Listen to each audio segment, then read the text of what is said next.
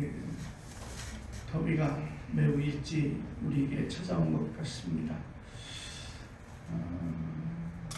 더위가 오면 제일 먼저 지치게 마련인데 우리 신앙도 또 우리의 건강도 더위에 지지 않도록 우리가 더욱 건강 관리를 잘 할 수 있기를 바랍니다.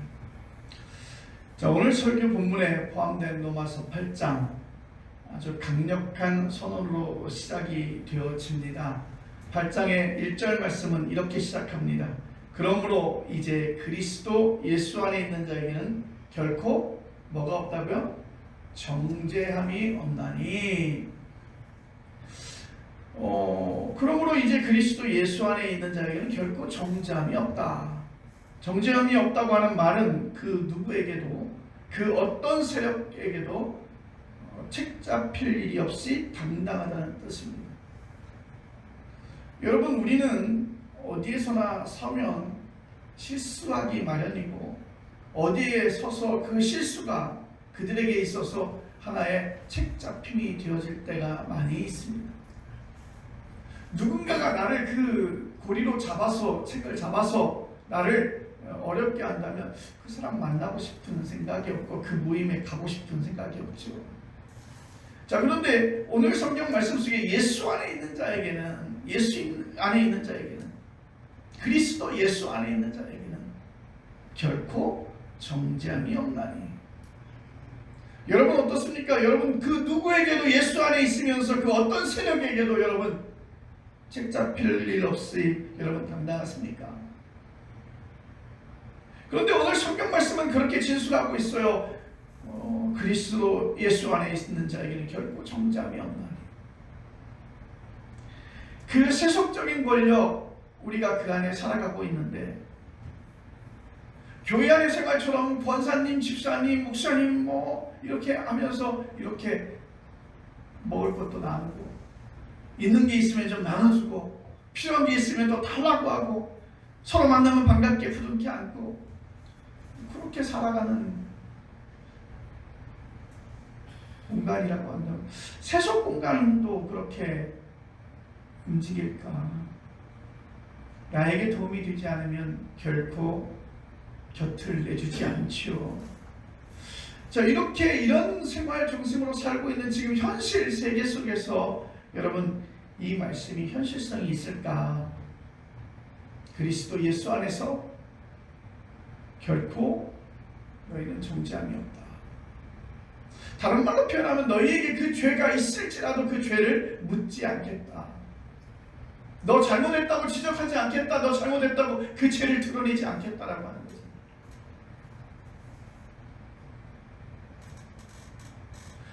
좀 이 세상에서 천국처럼 살았으면 좋겠어요. 이 세상에서 좀 천국처럼 살아서 정말 평온하게 살았으면 좋겠는데 우리의 일상은 다 무너지고 전쟁의 공포 속에서, 그 폐허 속에서 서로가 믿지 못하는 그 삶 속에서 우리의 일상은 그렇지 않은데 여러분, 죽어서 천국 간다는 게 매력적일까요? 지금 나는 그 죽어서 천국 가는 게 아니라 그 천국의 그 기쁨을 이 땅에서 좀 누렸으면 좋겠는데 일상은 다 무너졌어요. 그런데 죽어서는 천국 간대요. 죽어서는 천국 간대요. 죽어서는 하나님 나라에 간대요. 우리가 장례 예배 드릴 때도 그러잖아요. 이 모든 고통, 그 아픔, 슬픔 다 이제는 버려두고 이제 하나님의 편에서 평안히 안식하세요라고 하잖아요. 이 세상에 살면서, 현재의 삶에서 그렇게 고통과 슬픔과 그 아픔이 있는데 그러지 말고 기왕에 내가 이 땅에 살면서 그 하나님의 천국, 그 하나님의 천국, 고통도 없고 슬픔도 없고 기쁨만 있는 찬송이 저절로 나오는, 신나는 일이 있으면 막 찬송이 막 노래가 그 안에서 막 나오잖아요. 내가 하려고 해서 나오는 게 아니라 그런 것처럼 그 천국을 이 땅에서 누리면 어떨까?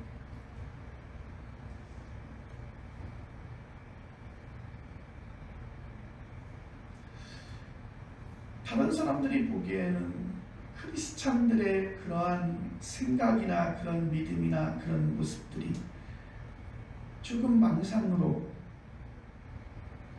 자기가 가지고 있는 자기 체면으로 그렇게 들리지 않을까요? 여러분 기억하십니까? 1992년 10월 28일 다미선교회에서 세계 종말이 1992년 10월 28일 임한다고 해서 그날 하늘로 휴거한다고 대대적으로 홍보를 했죠. 많은 사람들이 현혹됐어요.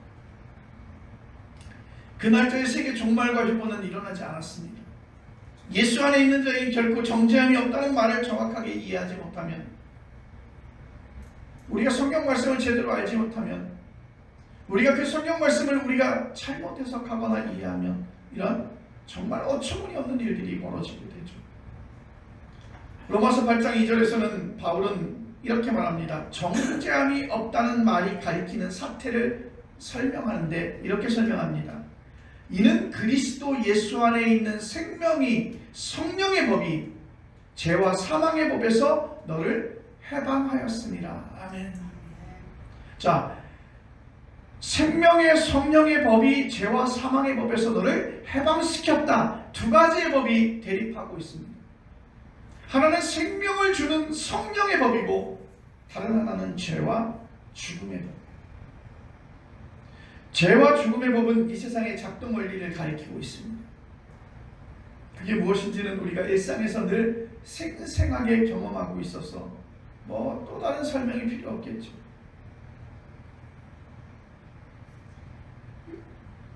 대한민국의 교육열은 세계에서 타의 추종을 불허합니다. 그렇다고 해서 저희 나라가 교육 선진국은 아니에요. 근데 교육에 대한 관심, 교육에 대한 열정이 얼마나 높은지 오히려 너무 과하기까지 하죠. 그래서 우리 아이들이 성적순으로 평가가 됩니다. 재미있는 표현이지만 여기에 그냥 성적 몇 등이 여기에 이렇게 반짝반짝 빛나서 돌아다니는 것 같아요. 제가 웹사이트에서 이렇게 보다 보니까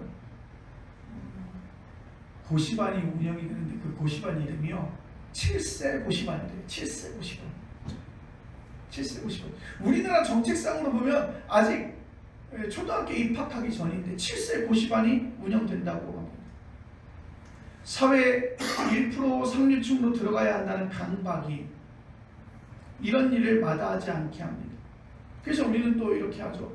아빠가 공부 못했으니까, 아빠가 누리지 못했으니까 너는 공부해서 정말 그 상위 1%, 아빠가 누리지 못해서 그 밑에서 얼마나 많은 고생을 했니? 너는 공부 열심히 해서 그 상위 1%에 들어가서 아빠 같은 사람을 좀 부리고 살아라. 그런 마음들이, 부모들의 마음이 다 있어요. 우리 아이가 지도층의 상류층의 1%가 됩니다.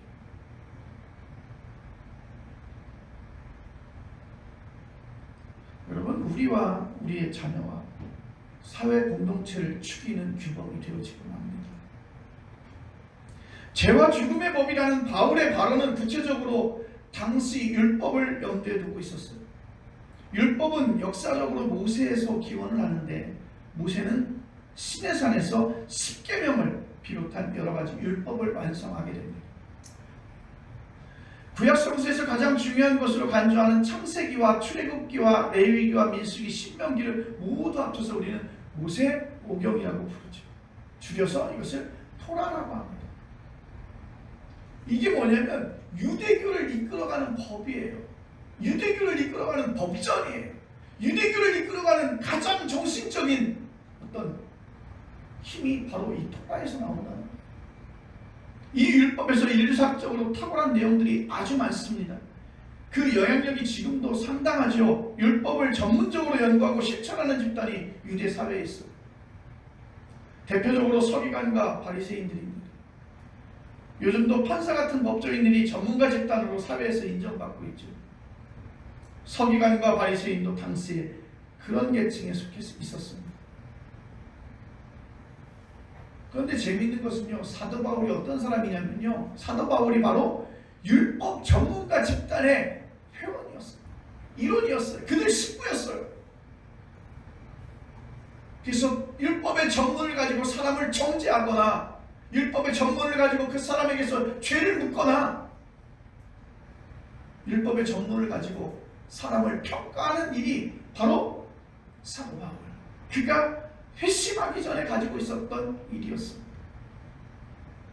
그래서 그는 누구보다도 더 열정적으로 그 율법을 읽고 그 율법을 공부하고 그 율법을 해석하는데, 연구하는데 열심이었고 아주 철저하게 그 율법을 연구하는 사람이었습니다. 그의 삶의 루틴을 살펴보면 기도하고 성경 읽고 11조 드리고 술선에서 구제하고 사회봉사도 했습니다. 여러분, 지금도 우리 주변에 그렇게 사는 사람 많습니다. 어려운 사람 긍휼히 여기는 마음을 가지고 매일 새벽 하나님과 큐티 시간을, 오늘도 하나님께서 내게 주시는 말씀이 무엇인지, 내가 오늘의 삶 속에 어떻게 깨쳐야 되는지 모든 삶의 중심이 하나님과 맞춰져 있는 거예요. 그는 어떤 사람에게도 칭찬을 받고 가는 곳마다 그를 사람들이 환호하지. 그것으로 인해서 그 사람이 유익을 얻는 것이 없어요. 불이익을 받으면서까지 사회 정의를 위해서 애쓰는 사람들이 있어요. 정말 열심히 공부해서 의대 나오고 인턴 과정 거치고 레지던트 거치고 전문의 과정 거쳐서 이제는 뭐예요? 돈 벌 일만 남은 거예요. 그래도 대한민국에서 의사로 살아간다면요, 사람들에게 존경받는 사람이 왜 그 수많은 시간을 연구하고 훈련받은 사람들이잖아요. 그런 사람들이 아무 부수 없이 의료봉사를 위해서 헌신하는 의사들이 있어요. 여러분도 아시다시피 그 의료봉사하다가 그렇게 선교하다가 그 땅에서 죽고 그 땅에서 자기 몸 돌보지 못하고 오히려 그 환자들 돌보다 자기 몸 망가지는지 모르고 죽어가는 의사들도 얼마나 많이 있어요. 대표적으로 국경 없는 의사회, 인종, 그 다음에 어떤 정치적인 이념 없이 아픈 사람이 있다면 달려가는 사람들, 안타까운 달려가는 사람들이 있어요. 형편이 어려운 외국인 노동자들을 위해서 희생적으로 활동하는 사람들도 있습니다. 율법이 요구하는 것들을 실천하는 사람들이에요. 그들은 모두 칭찬받고 존경받고 정말 대단한 사람들. 바울은 율법 중심의 유대교에 대한 열정이 유별나서 그리스도인들을 박해하는 데 앞장설 정도였습니다. 그러다가 예수님을 만나게 됩니다. 그러다가 예수님을 만나게 된 거예요. 우리 예수님도 얼마나 지독하게 예수를 핍박했으면 부활하신 예수가 제자들에게 나타나고 사람들에게 나타났지만 어떻게 바울에게 나타났을까? 아마 그 바울의 열정이 얼마나 컸는지 알 수 있어요. 그 바울이 율법적인 삶이 하나님 앞에서 의로움에 이르는 길이 아니라는 사실을 누구를 만나? 부활하신 예수님을 만나서 깨달았어요. 지금까지 내가 하나님 앞에서 그 의로움이 나를 구원할 줄 알고 그렇게 열심히 살아왔는데, 그렇게 다른 사람들과 다른 삶을 살아왔는데 예수님을 만나고 나니까 그렇게 해서 구원받는 게 아니라는 사실을 깨달았어요. 로마서 3장 20절에서 이렇게 말합니다. 그러므로 율법의 행위로 그의 앞에 의롭다 하심을 얻을 육체가 없나니. 율법으로는 죄를 깨닫게 하는 일밖에 없다는 거예요. 그 율법을 통해서 구원을 얻는 것이 아니라, 그 의로움을 얻는 것이 아니라, 너 이런 일을 못하니까 너 죄인이야, 너 이렇게 살지 않았으니까 너는 죄인이야, 너는 이렇게 하지 않았으니 너는 죄인이야. 그 율법은 나의 죄를 드러나게 하는 것이지 나를 하나님 앞에서 평안함을 얻거나 하나님 앞에서 내가 구원을 얻게 하는 그러한 길이 아니라는 사실을 깨달았어요. 나의 죄, 나의 한계를 절감할 수밖에 없다는 뜻이죠. 예수님께서는 당시 사회 지도층 인사들에게 정말 심한 욕설이죠. 아주 어떻게 보면 정말 모욕적이고 정말 비참한 말인데, 서기관과 바리새인들을 향해서 이 회치는 무덤이라고, 어떤 말이에요? 너희들 위선자야, 위선자야. 너의 속 깊이는 그렇게 갖고 있지 않지만 너의 겉으로 그렇게 나타내는 거 너희들 위선자야. 누가복음 18장 9절 14절에서는 바리새인과 세리의 기도라는 제목의 비유가 있습니다. 자기를 의롭다고 믿고 다른 사람을 멸시하는 자들에게 하신 말씀인데요. 그 비유에서 바리새인은 자기의 율법적인 자랑거리를 11절 12절 이렇게 쳤습니다. 이렇게 기도하죠. 세리는 하나님이여 나를 불쌍히 여기소서 나는 죄인입니다. 하나님이여 나를 불쌍히 여기소서 나는 죄인입니다 라고 그렇게 기도하죠. 예수님께서는 바리새인과이 아니라 세리가 의롭다는 인정을 받았다고, 그가 구원을 받았다고, 그가 하나님 앞에서 사랑하심을 받았다고. 바리새인은 가능하지 않은 자기 의로움에 집착했기에 자책감에 떨어지거나 사람들에게 잘 보이려고 애쓰다 보니까 위선에 떨어질 수밖에 없었어요. 아닌데 그런 척하고, 원래의 마음은 그렇지 않은데 그런 척하고 사람들에게 보이기 위해서 했어요. 그래서 바울은 율법을 죄와 죽음의 법이라고 이렇게 말하고 있는 것입니다.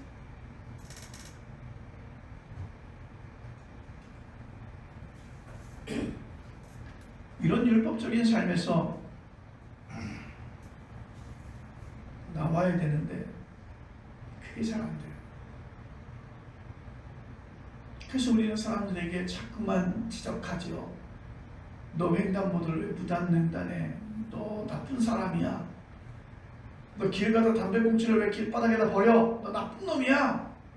우리가 법을 적용하게 되면 자꾸만 사람들에게 그렇게 얘기하는 거예요. 너 어떻게 상식적으로 이렇게 할 수 있어? 너는 일반적이지 않아. 너는 나쁜 사람이야. 잘못한 거야. 플라톤의 동굴의 비유가 가리키듯이 동굴 안에서 메커니즘에 모두가 익숙해졌기 때문에 바울은 이렇듯 세상 원리에 익숙한 삶을 육신에 사로잡혀서 사는 것이라고 표현하고 있습니다. 6절 말씀에 육신의 생각은 뭐라고요? 사망이요. 영의 생각은 생명과 평안입니다. 육신의 생각에 갇힌 사람은 영의 생각을 따를 수가 없습니다. 근본적으로 삶의 방향이 다른 거예요. 추구하는 게 다른 거예요.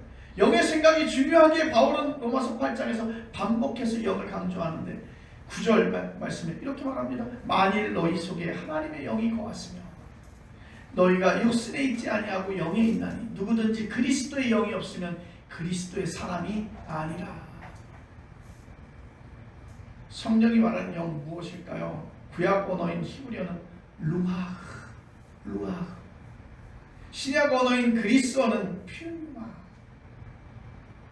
자, 이런 단어에서 여러 가지 뜻이 있는데 퓨마의 뜻이 뭐냐면 영, 기, 바람, 숨결 뭐 이런 것들을 얘기하고 있어요.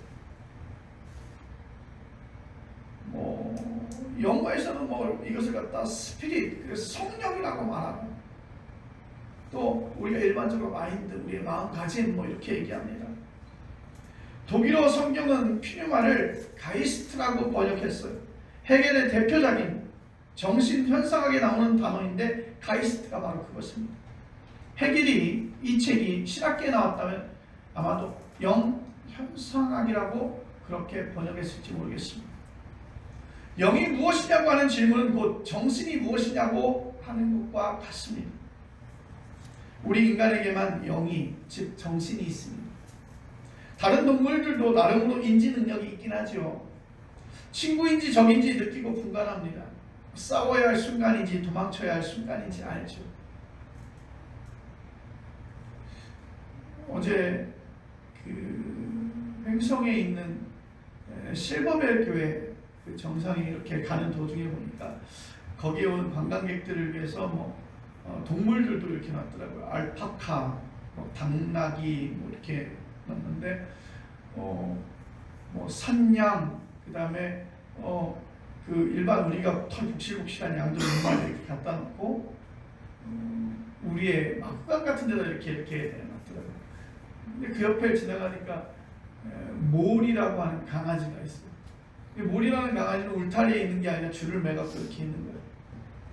제가 갔어요. 제가 가서 그 몰이 앞에서 그냥 제가 손등을 이렇게 보였어요. 그러니까 머리가 눈을 씩 뜨더니 저를 갖다가 한참을 쳐다보니 실컷 다가오더니 제 손을 갖다가 냄새를 맡고 핥기 시작하는 거예요. 그러더니 엉덩이를 만져달라고 엉덩이를 돌려주는 거예요. 이제 내가 지가 봐도 나를 해칠 사람은 아니다라고 느꼈던 거죠. 그래서 자기 엉덩이를 만져달라고 엉덩이를 이렇게 만져주니까 조금 이따 배를 확 뒤집어 놓고 배를 만져달라고.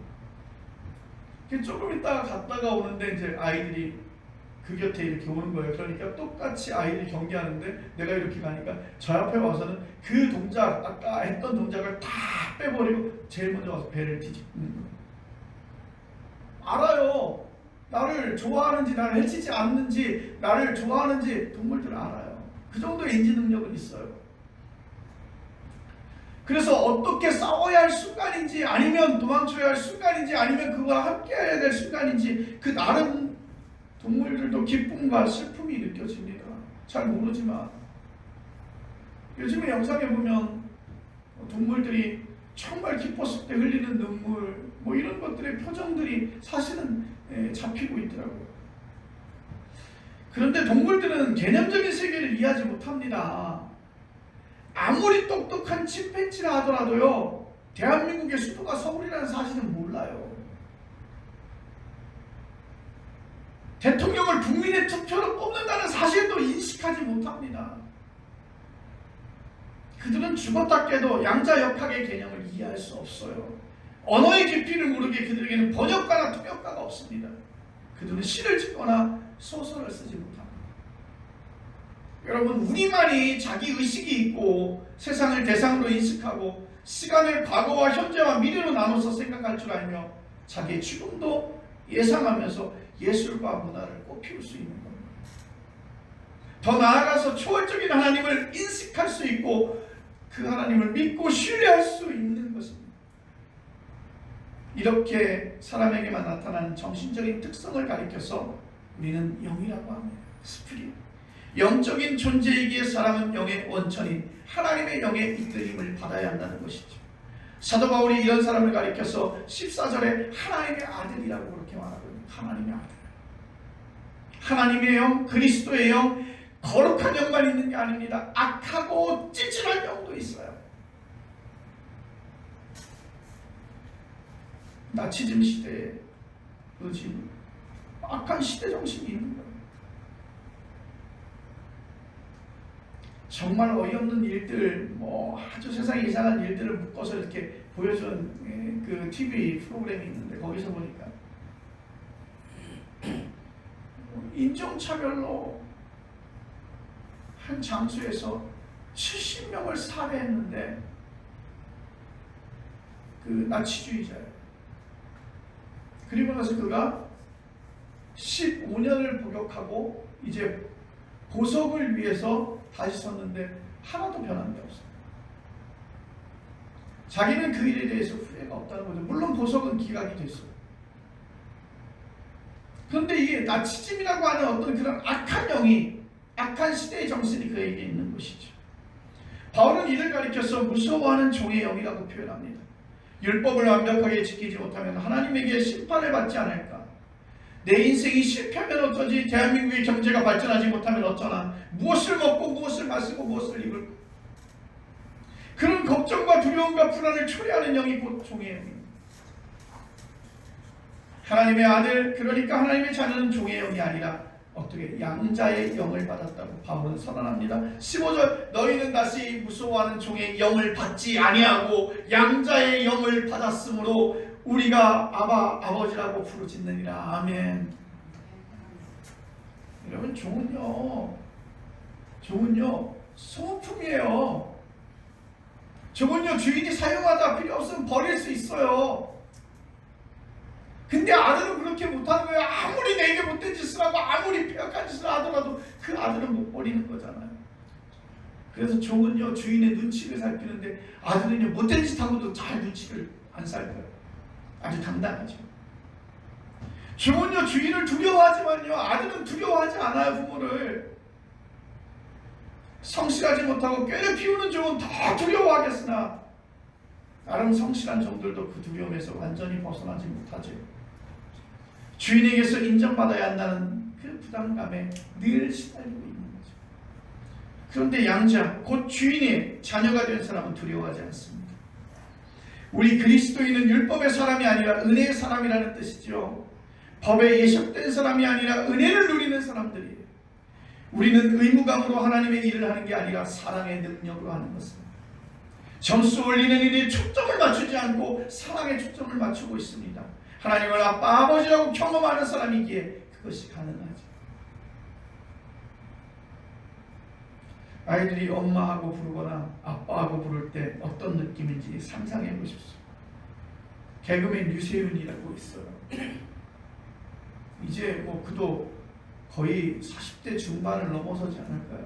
근데 TV 프로그램을 나가는데 그 유세윤의 어머니하고 같이 나와서 그 같은 개그맨들하고 식사하는데 그 어머니가 그러더라고요. 나는 쟤만 보면 기뻐. 아무리 슬프고 아무리 어려운 일이 있어도 나는 쟤만 보면 정말 좋아 라고 얘기를 해요. 그러니까 유세윤이 자기의 아들을 보고 할머니가 얘기하는 것처럼 나도 너만 보면 기뻐. 자녀이기 때문에 그런 거예요. 내 새끼이기 때문에 그런 거예요. 오늘 이 시간 우리는 그 하나님의 자녀가 된 줄로 믿으시기를 바랍니다. 아이와 아빠가 하나가 되듯이 하나님과의 관계가 그렇습니다. 이럴 때 세상이 제공하지 못하고 빼앗지도 못하는 영혼의 평화가 내 안에 선물로 다가오는 줄로 믿습니다. 사도행전 2장 1절로 21절에 오순절 성령 강림 사건에 대해서 이야기하고 있죠. 예루살렘에 있는 마가의 다락방에서 제자들과 초기 그리스도인들이 모였을 때 특별한 현상이 나타나요. 강한 바람 같은 소리가 온 집에 가득했고 불길이 거기 모인 사람들 위에 떨어졌다. 사도행전 2장 4절 그들이 다 성령의 충만함을 받고 성령이 말하게 하심을 따라 다른 언어들로 말하기를 시작하니라. 인간 언어를 초월하여 어떤 영적인 엑스터시가 돌입했다는 뜻이잖아요. 예루살렘 주민들은 그들이 세술에 취하였다라고 그렇게 그들에게 조롱했어요. 자기들도 알지 못한 채 진리를 말하는 것입니다. 성령의 사람은 성령에 취한 사람들이죠. 영의 이끌림을 받은 사람들입니다. 하나님의 영에 사로잡힌 사람. 그래서 하나님을 아빠, 아버지라 부르는 사람. 세상 사람들의 조롱은 오늘날로 이어집니다. 그들이 볼 때 그리스도인들 생각과 행동이 조금 모자라 보이지. 그 시간 있으면 공부해. 그 시간 있으면 내 스펙 쌓아. 그 시간 있으면 좀 놀러 다녀. 그 시간 있으면 알바해서 돈을 좀 벌어. 1분 1초가 모자라는 인생살이에서 왜 주일마다 나가서 시간마다 그렇게 허비하냐. 그리고 한 푼이라도 자기나 가족을 위해서 쓰지. 그렇게 세이브하는 게 절대 선인 자본주의 세상에서 이성적이지 않고 합리적이지 않다고 말합니다. 그리스도인을 조롱하는 세상 사람들은 이성적이고 합리적일까요? 그들이 정말 똑똑하게 사는 것일까요? 다른 건 접어두고 현대인의 영혼을 지배하는 최첨단 기술인 인공지능, 요즘 대세잖아요. AI. 현대인이 점점 더 생각하기를 포기하고 있어요. 주체적으로 살지 못해요. 왜? 그 모든 단계를 갖다가 뛰어넘어요. 우리가 생각할 때는 그것을 기획하고 그것을 기획해서 어떻게 만들어질 것인지 조직하고 그것이 또 어떤 현상을 만들어내는지 가설을 세우고 그리고 그 결과물을 가지고 우리가 제대로 투입이 됐는지 살펴봐야 되는데 요즘에는 말 한마디면 다 되잖아요. 그 단계를 다 넘어서잖아요. 여러분 그러다 보니까 우리가 주체적으로 생각하지 못하고 우리가 자꾸만 인공지능에 대한 의존도가 높아지는 거예요. 이런 경향이 정치에도 나타나고 종교에도 나타나요. 챗GPT한테 물어봐요. 대한민국 6월 3일날 지방선거가 있는데 강릉에 모 후보와 모 후보가 나왔는데 누가 당선될 가능성이 높아? 그럼 얘가 또 분석해줘. 그냥 찍어서 해주는 게 아니라 여론조사 나왔던 거 전부 다 불러드리고 그래서 그들이 가서 견줘서 봤을 때 누가 가장 유력한지 얘기해줘. 그런 세상에서 지금 우리가 살고 있는 거예요. 기독교 신앙의 본질을 스스로 생각하지 않고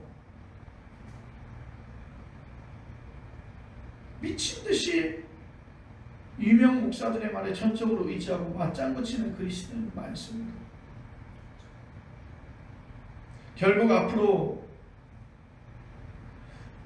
구글이나 챗GPT가 세상에서 어떤 역할을 해야 될지 또 어떤 역할을 하게 될지 매우 우려가 되어지죠. 여러분, 이게 틀린 말이 아니라 우리가 정말 한 20년 전에 나온 영화 있잖아요. 그 영화 보면서 터미네이터라고 하는 영화, 미래의 세계에서 온 사람,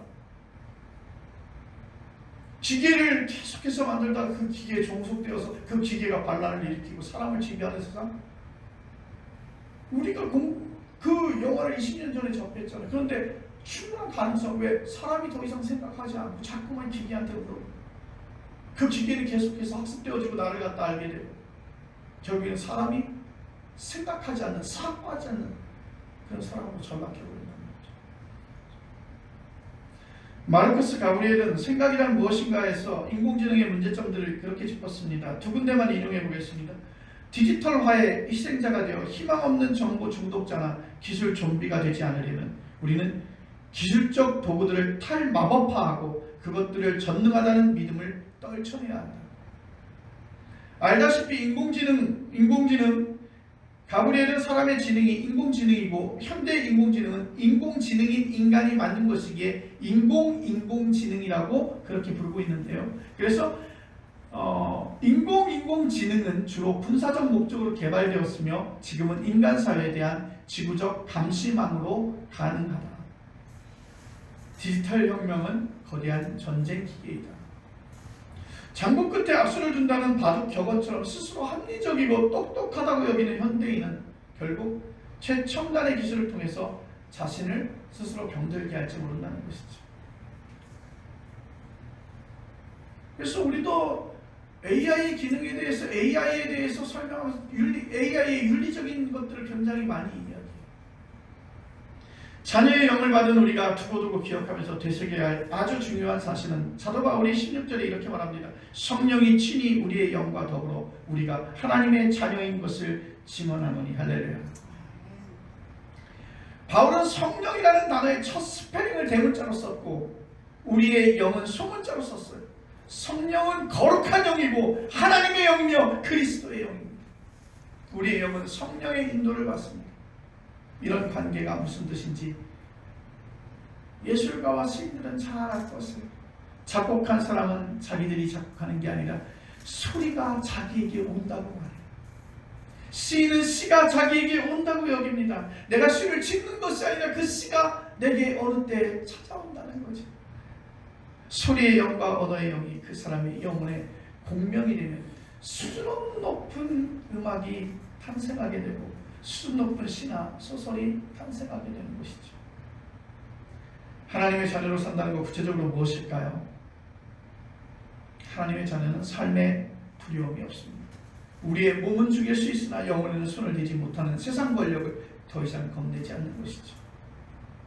여기서 한 걸음 더 나아가서 17절이 말하듯이 하나님의 자녀는 예수 그리스도와 함께 영광을 받기 위하여 고난도 함께 받습니다. 그러니까 그리스도와 함께 그 영광만 받는 것이 아니라 그 고난도 함께 받는다는 것. 이런 기독교 신앙의 깊이와 신비를 모르는 사람들은 그것을 가리켜서 너희가 그것에 꽂혀서 정신승리했다고 얘기합니다. 로마 제국의 지성인들도 당시 초기 그리스도인들을 그렇게 무시했어요. 이건 어쩔 수 없는 사회 현상이라고 생각이 되어집니다. 그런 이들이 그렇게 살라고 우리는 그들을 위해서 기도합니다. 여러분 생각하십시오. 우리는 마가 다락방에서 성령을 경험한 초기 그리스도인들의 후예입니다. 우리 모두 종의 영이 아니라 자녀의 영을 받은 사람으로서 안심하고 크고 작은 고난 가운데서 그 고난을 즐거워하고 이기며 부담스러운 짐이 아니라 그 고난이 내게 다가올 정말 축복의 그 순간, 영광의 그 순간을 기대하며 살아가는 여러분들이 되어지기를 간절히 바랍니다. 기도하겠습니다.